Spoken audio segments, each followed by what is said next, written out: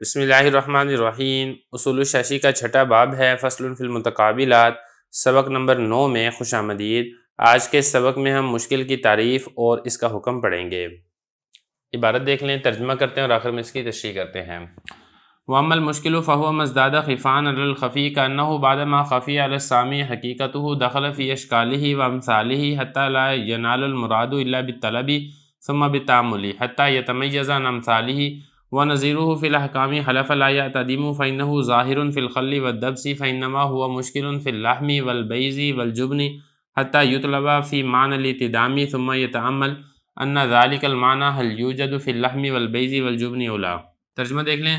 بہرحال مشکل وہ ہے جس کے اندر خفا زیادہ ہو خفی سے، گویا کہ وہ سامع پر مخفی ہونے کے بعد اس کی حقیقت داخل ہو گیا ہے اپنے ہم شکل اور ہم مثل میں، یہاں تک کہ مراد معلوم نہیں ہوتی ہے مگر طلب کے ساتھ، پھر غور و فکر کے ساتھ، یہاں تک کہ وہ جدا ہو جاتا ہے اپنے ہم مثل سے۔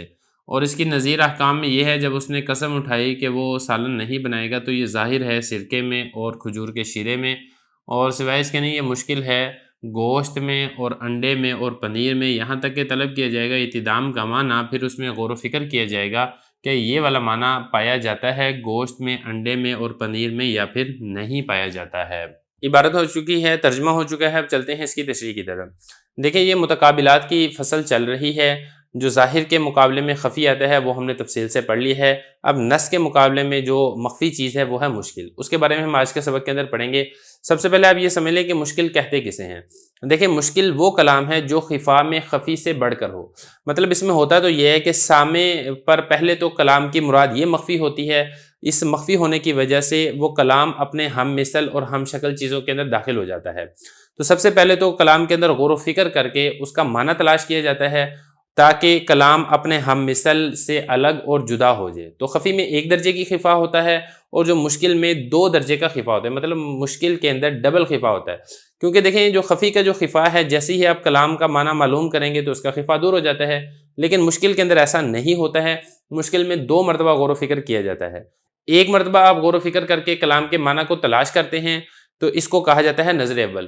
دوسری مرتبہ غور کر کے اس معنی کو ان چیزوں پر منطبق کیا جاتا ہے جن چیزوں کا ان کے معنی میں داخل ہونے کے بارے میں آپ کو تردد اور اشکال ہوتا ہے، اس کو نظر ثانی کہا جاتا ہے۔ تو اس لیے کہا جاتا ہے کہ جو مشکل ہے اس میں 2 درجے کا خفا ہوتا ہے۔ اب یہاں پر آپ ایک چیز اور بھی سمجھ لیں کہ مشکل کو مشکل کہتے کیوں ہیں۔ دیکھیں، جو مشکل ہے یہ باب افعال سے اسم فاعل کا صیغہ ہے، اور باب افعال کے خاصیات میں سے ایک خاصیت ماخذ میں داخل ہونا بھی ہے۔ اگر آپ معلوم کرنا چاہتے ہیں کہ باب افعال کی اور کیا خاصیات ہیں، یہ اس کے علاوہ دیگر ابواب کی کیا خاصیات ہیں، تو ہماری پلے لسٹ ہے علم الصیغہ کی، اس کے اندر آگے چل کے آپ کو تمام افعال کی خاصیات تفصیل سے معلوم ہو جائیں گی۔ تو بہرحال بات کر رہے تھے کہ باب افعال کی خاصیات میں سے ایک خاصیت ہے ماخذ میں داخل ہونا۔ تو مشکل کو بھی مشکل اسی وجہ سے کہتے ہیں کہ یہ اپنے ہم مثل اور ملتے جلتے معنوں میں داخل ہو جاتا ہے، جس کی وجہ سے اس کے اندر خفا پایا جاتا ہے۔ یا پھر دوسرا ایک وجہ تسمیہ یہ بھی ذکر کی جاتی ہے کہ مشکل یہ اشکلا سے ماخوذ ہے، جس کا معنی ہے دشوار ہونا۔ تو چونکہ سامع پر بھی اس کے معنی تک پہنچنا دشوار اور مشکل ہوتا ہے، اسی وجہ سے اس کو مشکل کہتے ہیں۔ اب ذرا عبارت دیکھ لیں تاکہ بات سمجھنی آسان ہو جائے۔ فرما رہے ہیں کہ جو مشکل ہے یہ وہ ہے کہ جس کے اندر خفا زیادہ ہوتا ہے خفی پر، یعنی خفی کے اندر تو خفا ہوتا ہی ہے لیکن مشکل کے اندر خفی سے بھی زیادہ خفا ہوتا ہے۔ گویا کہ سامع پر پہلی بات تو یہ ہے کہ اس کی حقیقت مخفی ہوتی ہے، حقیقت مخفی ہونے کی وجہ سے وہ اپنے ہم شکل اور ہم مثل کے اندر داخل ہو جاتا ہے۔ اس کو اشکال پڑھنا ہے، اس کو اپنے اشکال نہیں پڑھنا ہے۔ شکل کی جمع اشکال اور مثل کی جمع امثال۔ یہاں تک کہ جو مراد ہے وہ معلوم نہیں ہوتی ہے مگر غور و فکر کے ساتھ پہلے اس کی مراد، اس کا جو معنی مرادی معلوم کیا جاتا ہے، پھر اس کے اندر غور و فکر کیا جاتا ہے تاکہ وہ اپنے ہم مثل سے جدا اور الگ ہو جاتا ہے۔ تو بہرحال اس کو مشکل کہا جاتا ہے۔ اب چلتے ہیں اس کی مثال کی طرف، کیونکہ مثال سے بات سمجھنا آسان ہو جاتا ہے۔ دیکھیں، حضرت نے مشکل کی جو مثال بیان فرمائی احکام میں وہ یہ ہے، ایک آدمی نے قسم اٹھائی لا یا تدیمو، وہ ادام یعنی سالن نہیں کھائے گا۔ اب دیکھیں، جو ادام کا معنی ہے وہ سرکہ اور کھجور کا شیرہ، اس کے اندر تو ظاہر ہے سرکے میں، تو اس اعتبار سے کہ نبی کریم صلی اللہ علیہ وسلم کا ارشاد ہے نعم الادام الخل، کہ بہترین سالن وہ سرکہ ہے۔